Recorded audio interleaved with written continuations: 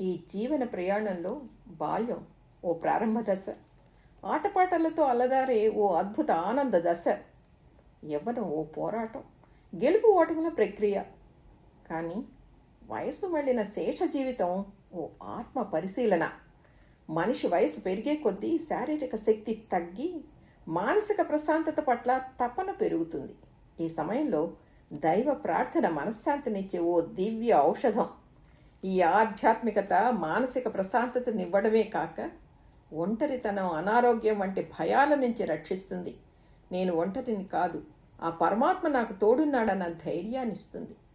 ధ్యానం, నామస్మరణ వల్ల ఒత్తిడి తగ్గి రక్తపోటు అదుపులో ఉంటుంది, మనసు నిలకడగా ఉంటుంది, జీవితం పట్ల స్పష్టత ఏర్పడుతుంది.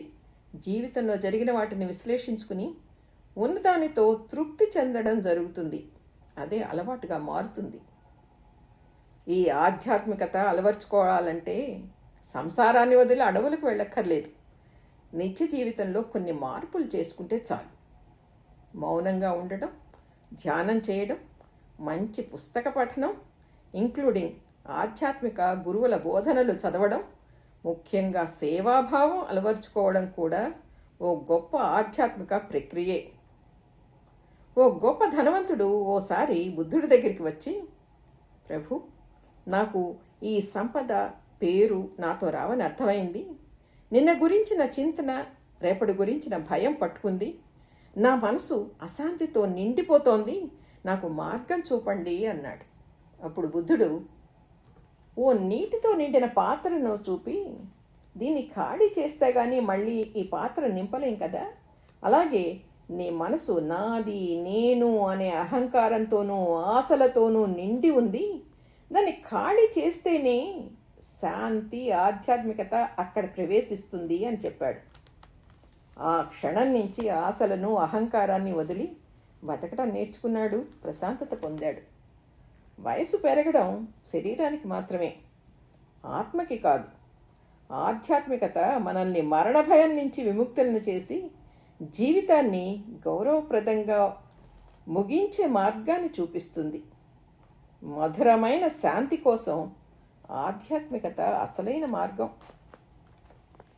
అనాయాసన మరణం వినా దైన్యేన జీవితం. చేసిన పాపపుణ్యాలు మృత్యు సమయంలో తెలుస్తాయంటారు.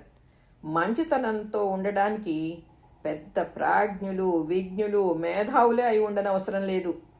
ఎవ్వరికీ ద్రోహం తలపెట్టకుండా పరుల మంచి కోరుకునే వారికి ఈశ్వరుడు అనాయాస మరణాన్ని ఇస్తాడని ప్రతీతి.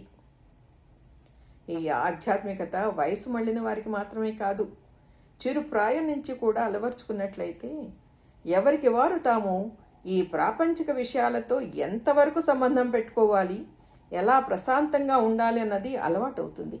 దానివల్ల సరైన బోధనల పట్ల ఆసక్తి కలిగి అధ్యయనం చేస్తారు, మంచి పుస్తక పఠనం చేస్తారు.